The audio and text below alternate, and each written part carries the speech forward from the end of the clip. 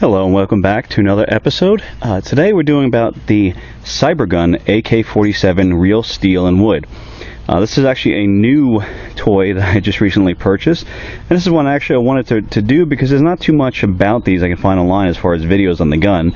So I'll do a brief explanation about as detailed as I can about the gun, and I'm also going to do a shooting demonstration because I feel it's pretty important with this one to show you how effective it is in shooting targets at about a distance of about 60 feet is where I'll be hitting the target from. So first let's get to the gun itself. The gun is all metal and real wood. This is a real wood stock. This is real metal, and you can feel it. It actually has the weight of a real firearm. It feels nice, it looks nice, it's actually quite an impressive weapon. Here you have the rear adjustable sight. It goes up and down as a real one should, but generally you don't need that on the field. You're not going to be shooting far enough to make that useful. The front sight is adjustable for elevation. It does not have windage adjustment, that's just there for looks, but it does adjust for elevation if you need to. And of course it has the fake cleaning rod on the bottom, the orange tip on the front, the pistol grip, which looks very awkward, but surprisingly is very comfortable to use. When I first purchased it, I thought it's going to feel really weird holding it, but it's really ergonomic. It's actually quite comfortable. It's much easier to use, and you'd be surprised by the way it looks. The gun comes with one metal magazine, 550 round, high capacity magazine release right in front of the trigger guard, as they are in all AKs. It has a section on the side here if you want to mount any scope attachments to it. It has the sling mount here on the back, as well as the fixed one on the front. On the side has the butt release, swings right out and goes right back in. Pretty simple. Just like all AKs, here is your safe, full auto, semi-automatic. This model is an electric blowback, meaning every time you pull the trigger, this will go and move. I'll move the magazine and I'll show you right away. And you go in full auto. It was quite impressive when you hold it. Now, of course, the downside is it is louder when you're shooting it versus a regular non-blowback, so it makes a lot more noise. But if you want something that gives you a more realistic feel when shooting it, this is the type of toy to get. The battery compartment is not complicated to get to, but sometimes it's hard to put back in place. There's a button here on the rear. You push it, there's your battery. It's pretty simple. Just getting it back in, you have to make sure you realign it with the charging handle. And where the battery is, clips back in. Very simple and easy. So far, the impressions of this gun is actually pretty good. The downside is the feet per second. It does exceed 400 feet per second, which kind of hurts its ability to be a good CQP gun with the folding stock. That's a good use for it would be for the folding stock. It's compact, it's easy to move around. But the problem is the high FPS. It's too high for the local indoor field near me, and they limit it to about 400. This shoots upward about 410, 415 feet per second, but it's good for an outside gun, especially if you're looking for a basic DMR gun. This will definitely fill the role. It has very good range, almost as far as a basic sniper, and its accuracy though is not as good as a sniper rifle, but you hit a few rounds, you're likely to hit your target. Just doing about 3 or 4 round quick trigger pulls and a little burst, and you're more likely not going to hit the target you're aiming at. And that's where this gun does have its downside. The accuracy is, yeah, it's okay. It does have a lot of flyers, but that's using .25, not even .20, .25 BBs. I have a lot of flyers that go to the left, to the right, up, and that's about once out of every 1 out of every 3 or 4 BBs will fly off in a different direction out of where I'm aiming. So that's why I say if you're going to shoot somebody at any distance, try doing 2, 3, or 4 round quick pulls, and then at least you're bound to hit them with at least 1 or 2 of them.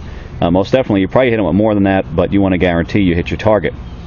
That's the only downside so far to the gun, is that it does have some flyers when shooting, though I did try it with .30 gram BBs, and I found it down the number of flyers to about 1 in every 5 BBs will fly off. So if you want to go up it to maybe 1.3 BBs, you're going to not get the same range, but you'll definitely get the increased accuracy of fewer flying BBs going in different directions. Now what I'm going to do is I'm going to do a shooting demonstration. I'm going to put the camera right near the target. I'm going to be shooting at a range of about 60 feet at the target itself.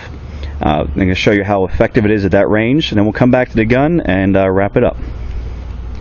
Okay, so this is the target we're going to be hitting at. First we're going to do is semi-automatic single fire, aiming directly at the center.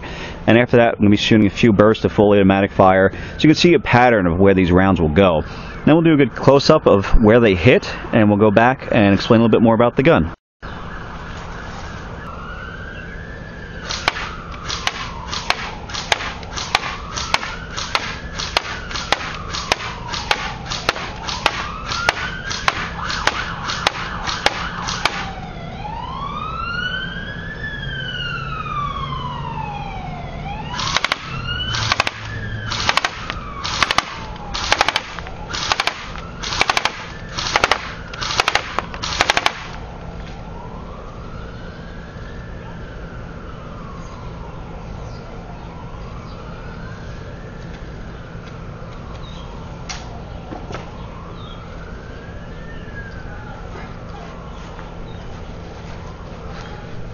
Okay, so as you can see, what we have here is a concentration up here. Now you can see it looks like a big target maybe with the camera, but it's not much bigger than my hand, about the size of a human head.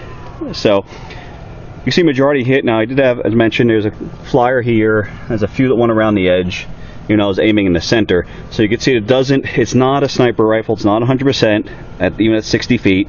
So you got a few over here that went way off, and a couple that went up here, and one that hit down over here, but most of the rest stayed right where they needed to be. So out of all the rounds, we missed what, 1, 2, 3, 4, 5, 6, 7, 8, 9, 10 out of the rounds. We hit the fair majority in the center. So it will do the job. I mentioned, as I said, again, if you're doing short little burst, if this was a torso, especially torso, the only one we might have missed would be the one up here. Every other one would have hit if you were aiming at a chest or a torso. Maybe this one would have missed, or these over here, but all these others would have hit center, making it a fairly effective weapon if you're looking at a torso shot. At headshot, you might have missed, you might have hit. More likely not, you would have hit them. But this is, again, at 60 feet. These would have gone, if you can look at further ranges, these would have gone even further off target. These would have been more likely to hit. So that's why, again, if you do orange in this gun, if you're going to shoot it, if you don't use heavier BBs, use like I was using here in the .25s, your best bet is to do it in bursts of multiple rounds. So then you're almost certainly going to hit them at least one. So with that, let's go back over to the gun, and I'll explain a few other issues. Okay, so other than the gun's somewhat inaccuracy, the only other issues you might have, again, is a high feet per second, which might negate it for some of the fields. Some don't allow that high of FPS, so you have to check your local fields if they do. Of course, the way around that is you can always open the gearbox and put in a lighter spring, which I have been tempted to do with this one, just so I can use it on the indoor field. Maybe get one that goes up to maybe 380, 390. The only problem with that, of course, I won't get the same range that I have now for the outside field. That will allow me to use this, just not on the indoor section of the field. I can use it in the outdoor, so I would carry a secondary weapon, maybe one of my shotguns or a pistol, to use on the indoor section. The other downside is it is a fairly weighty gun. I mean, we're looking at a gun that is steel and metal. It has a lot of weight. Actually probably the heaviest airsoft gun I have. It feels much more like one of my real firearms. You definitely feel it when you're carrying it around. For me, it's not an issue. I'm used to carrying around real guns more than I am airsoft guns. So, but for some people who are used to only airsoft guns, especially someone who's younger or smaller, you might have a little more of an issue with carrying the gun because it's such a heavier piece of equipment. But if you can get over that, it's well worth it. If you're doing woods fighting, if you're doing outside fighting, and they allow that FPS limit of 400 plus FPS on some guns, then yeah, you really can't go wrong with this. Granted, you can't, trick it out and tactical it and throw all other junk on there. But as I said in one of my other videos about the JG AK, you really don't need all that stuff. It's just a money suck. The reality is, if you just train yourself to shoot with just the open iron sights, and you could probably throw a rail in here if you want to throw a flashlight or maybe a laser sight on there. You can probably find an attachment to fit along the barrel, but it's really not necessary. You just got to train yourself to be a better player without all that junk added to it. And there's no problem. I mean, doing that. The only gun I actually have any special equipment on is I have a small AK Spetsnaz that I use for the indoor field, as well as my wife uses, and for my son when he gets a little bigger, my older son when he gets a little bigger, and we have a laser sight on it, and that's just because it's dark there and it'd be easier to pull out your target very quickly, especially at close range. Past that, we don't have any other gadgets or equipment that's thrown on there, and it's amazing to go to the field, see the guys have all this junk on their guns, and yet it doesn't really make them a better player. You're far better off using a basic gun, because it makes you have more of an effort into your playing, into your tactics, and into everything you do. So this way you actually do end up becoming a better player, because you have to consider more about what you're doing, about your cover, about movement. You're not worrying so much about the equipment and on the gun itself, and it really puts a lot more emphasis on your ability to play than it does just the stuff you throw on there that make it look like a better gun, but it doesn't really improve your ability to get the job done in the games and the missions that they have up for the each game that you play. So with that said, I hope this was helpful. Would I recommend this gun? It depends on your likes and dislikes. For me, I actually really like this. I haven't had this that long, and I really like this. It's probably my favorite, at least, rifle so far, just because it feels real. It looks real.